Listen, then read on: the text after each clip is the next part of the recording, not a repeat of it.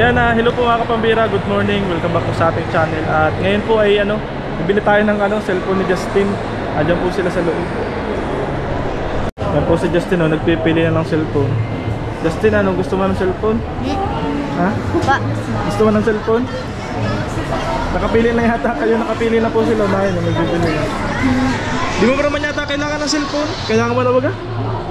Ha? Ayun, nakapili na po sila dito ng cellphone. Ayun, Realme.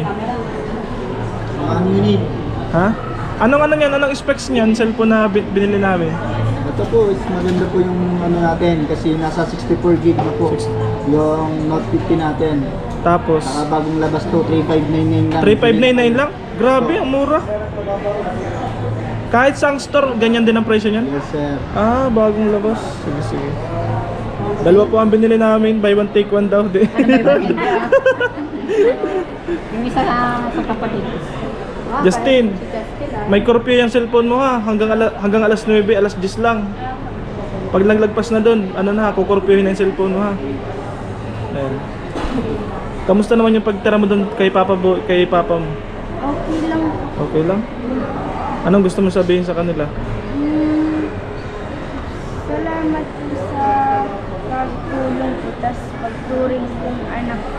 Pinuturing kang anak? Kay tita? Ganon din. Anong ganon din? Yung tinutulong din po kung yung parang tunay na anak. Ngayon lang po tinutulong ng ganon. Ha? Ngayon lang po. Ngayon ka lang nagkaroon ng ganon? Sa akin, anong gusto mo sabihin?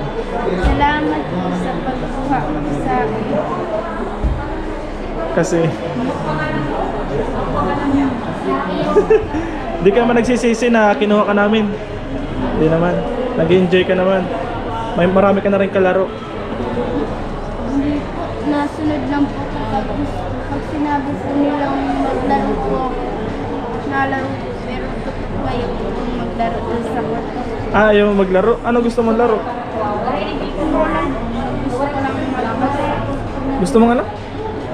Magbasa lang. Ah, magbasa? Ah, anong libro binabasa mo? Nung nadun pa po sa amin. Oo. Dictionary lang po. Ay, anong gusto mo sabihin pala doon sa mga nanonood sa atin? Sa mga nanonood po, sana patuloy pa pong po kay Kuya Brother po. Follow po. Yun lang. Sige. Basta kasi maalis na kami siguro next week maalis na kami. Iwanan ka na namin dito ha. Hindi ka naman nalulungkot. Hindi ka naman nalulungkot. Hindi mo. Di ba?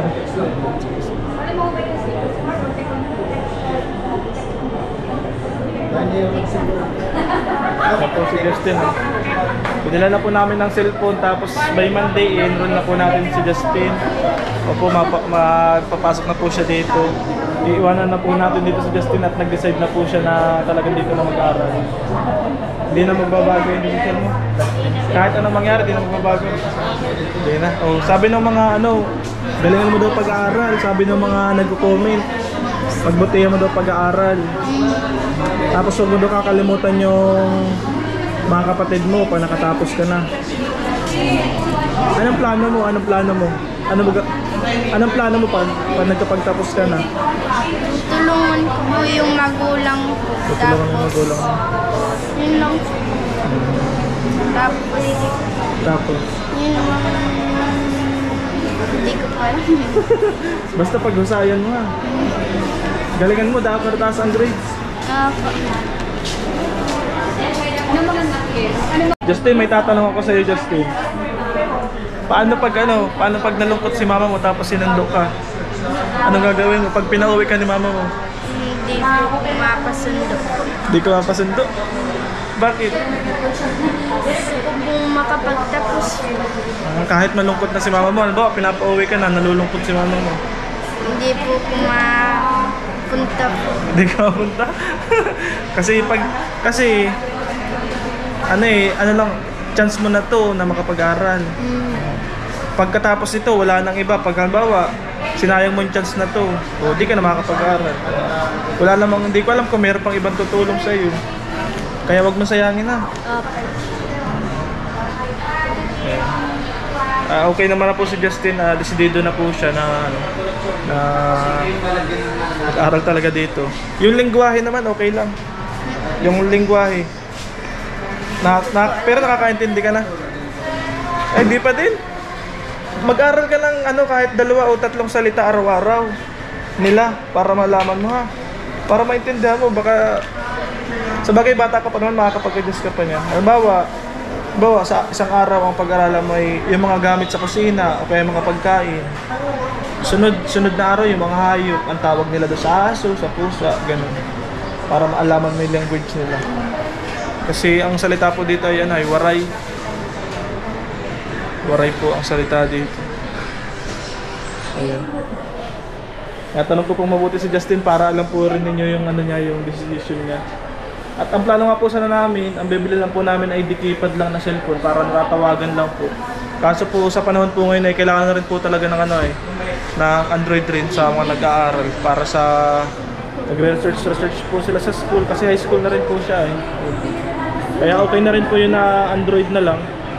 Tapos may curfew lang po yung cellphone kasi natural talaga po sa mga bata ngayon na addict sa cellphone, sa Facebook, sa mga games, yan.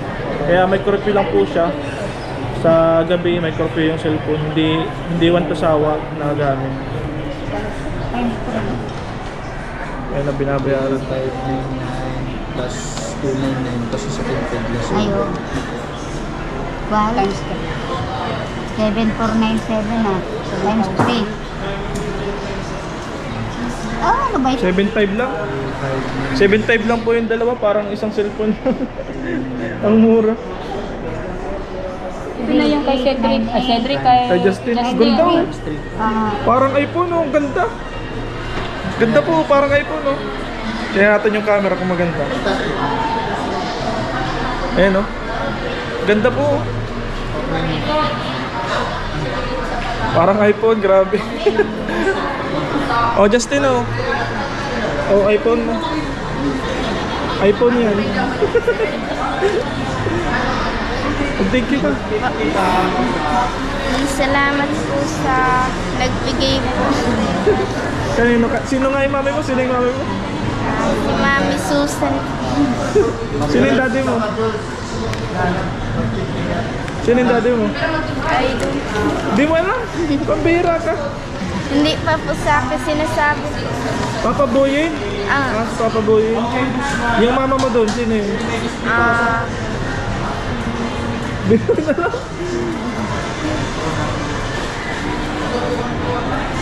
Ano, maganda? Tinawag daw kung maganda. Tita, payuhan mo si Justin. Oh, Justin ha. Lahat ha. Spoil na si Justin ha. Di naman yan ma-spoil that sweet. Huwag ka magpa-spoil ha. Mag-aral mabuti. Ano? Yan daw. Simple lang ang advice sa'yo ni tita. Walang kahirap-hirap. Pagbutihin mo lang daw. Walang ibang requirements. Pagbutihin mo lang. Para sa kasusunod. Oh. Huwag magbabarkada. May barkada, mabubuting barkada. Ha? Sa totoo lang po, hanggang ngayon po, wala pa po talaga akong kaibigan kasi Wala pa? ang totoo po, di po kumilig magkipagkaibigan. Kaibigan mo yung kapatid mo doon. Baka di mo kaibigan yung kapatid. Kapatid mo si Cedric.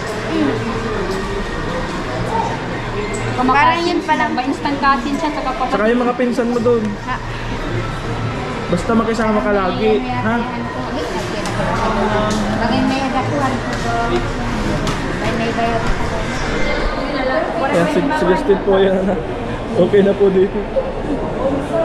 Iwanan na po namin. Baka po second week ng February, na tayo. Alis na tayo dito sa Leyte. So uwi na po tayo ng Daip. Note 50. Bagong labas pala ito. Salamat. Oo. Note Ano 50. pangalan niya? Yung ating ano? Hindi na yan. May shoutout ka kuya? May shoutout ka? Siya pa ng wife. Bili na lang po kayo ng Realme Note 50. 3599 lang po kahit Kamo. sa store ng Salcom. Sa Celcom lang. Sa ibang store, pwedeng ibang price nila. Ganun din, pero may mga iba kasi dadagdag ng... Nagmamark up sila. Yes. Ilang araw pa lang ito nilalabas, nire-release? Ilang araw pa lang nire-release yan? 4 days. Grabe! 4 days pa lang pala ito nire-release. Na ano natin, na buhay na manuha natin. 4 days pa lang. Nakakailang benta ka na kuya? Simula nang nilalabas yan. Madami na? Di ba na mabilang? Dami na, sir. Mabenta talaga. Hindi na mabilang ni kuya, 4 days pa lang. Andito po tayo sa sa Robinsons, sa loob ng Robinsons. Sa Tacloban. Oh. Okay po mga kapambira, maraming salamat po sa inyong lahat sa inyong panonood sa ating channel. At sa mga bago po nakakapanood ngayon, saka po sa mga datihan nating subscriber, ay doon po sa mga hindi na-notify ng ating vlog ay pa-refresh na lang po ng inyong subscription. Saka select nyo po yung all sa papindot po ng bell button, select all po para lagi po tayong ma-notify. Kasi marami po tayong subscriber na hindi po na-notify doon sa ating mga uploads. So po, ang dami po nagko-comment, na-receive po natin yung mga PM nila.